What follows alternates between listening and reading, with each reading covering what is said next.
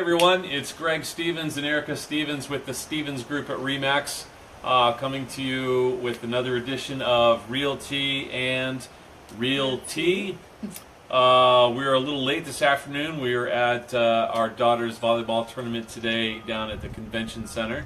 So we had a fun morning, early morning, but we're back and here we are. Yes, ready to give some wisdom here. There you go. We're sitting outside on our porch. It's such a beautiful day. Just before it gets too hot here in Florida, we're trying to enjoy the weather. Hope you are too. Yes. So today we're going to talk about appraisals, because it seems to be a very hot button with us lately. Yep.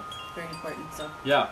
So one of the things that's happening right now with appraisals, which is kind of reminiscent of back before the crash, is that we're having appraisals that are coming in a little low. We're getting multiple offers on some of our listings, or we have buyers who we're submitting offers on. There's multiple offers. There's sometimes even higher than list price, or they're under list price even. But the appraisals are coming in low because the market is starting to heat up now, and the appraisers just haven't caught up. So the question is, as realtors, if we have a buyer who's got an offer on a house with a low appraisal, what do we do about that? You've got an example going on right now. Yep. So we are in the middle of negotiations, and we are actually trying to work out if the house does not appraise, meaning the bank comes and does has an appraiser come out, they inspect the home, and then they give a value to the property. The bank will not loan your buyer money on a house that does not appraise for that contract price. So we have a situation, if it doesn't appraise, then what do we do? Well, the seller, we've got a couple options. The seller can adjust their price and lower it to what the house appraises for. And then we also have, they've got an option of actually not moving forward. If they decide they don't want to sell the house for that price, they can cancel that.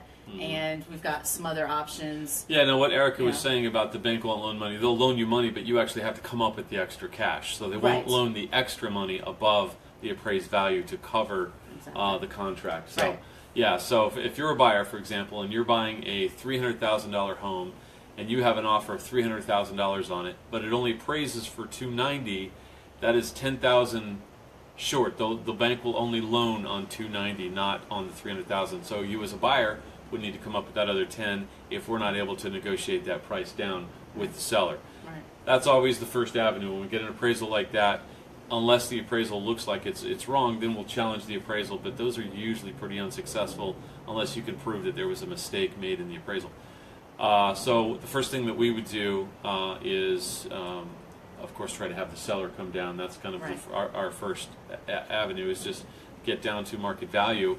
We want it to be fair for everyone, but sometimes sellers don't do that because they feel like, you know, the listings are don't support that price. There's some that, you know, maybe they feel that the appraiser has used comps that are real low, like they could be foreclosures or short sales, and that can affect the price, and they feel the value's higher. One of my buyers that I have right now is paying $5,000 over appraised value, so she's bringing an extra $5,000 cash to closing because she was only able to get a loan for the purchase price of $165,000, not a higher price. So she's, you know, bringing in the cash, and she feels that the house is worth it because we've looked at a lot of properties and we know what's out there. And that's the thing, if these buyers are just, you know, trying to find a home, because we're so short on inventory, it is actually... And in a lot of the cases, some of these appraisers are actually not local. They're coming from areas and they're not familiar with the area. They don't understand the hyper-local market. In other words, the neighborhood and some specific things about school zones or other, you know, nearby shopping centers or restaurants or whatever kind of makes that little pocket a little bit more valuable. And so a lot of times, I would say most of the time, we know better as realtors what the value of a home is, honestly, than the appraiser does. And in many times, so does our buyer. And so sometimes they're, again, willing to pay a little over appraised price because they know the appraiser just missed the mark. Normally we go first though towards trying to get the seller to lower the price, unless of course we're representing the seller. Right.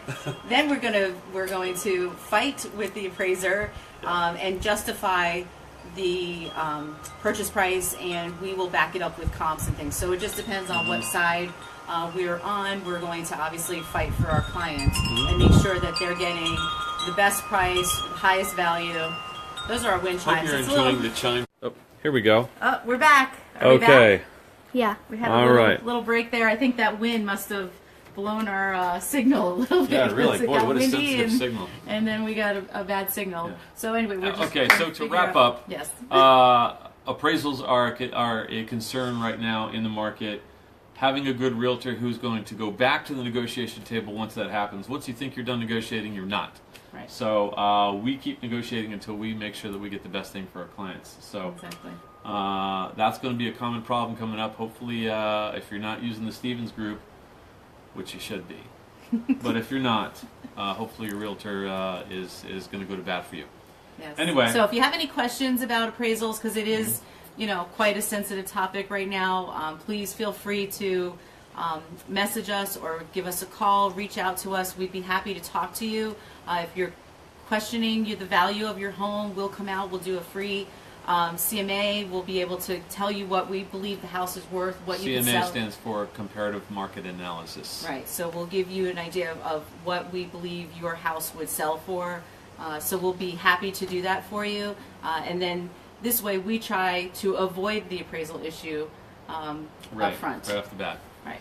So anyway, until next week, be sure to like us on Facebook, share this video.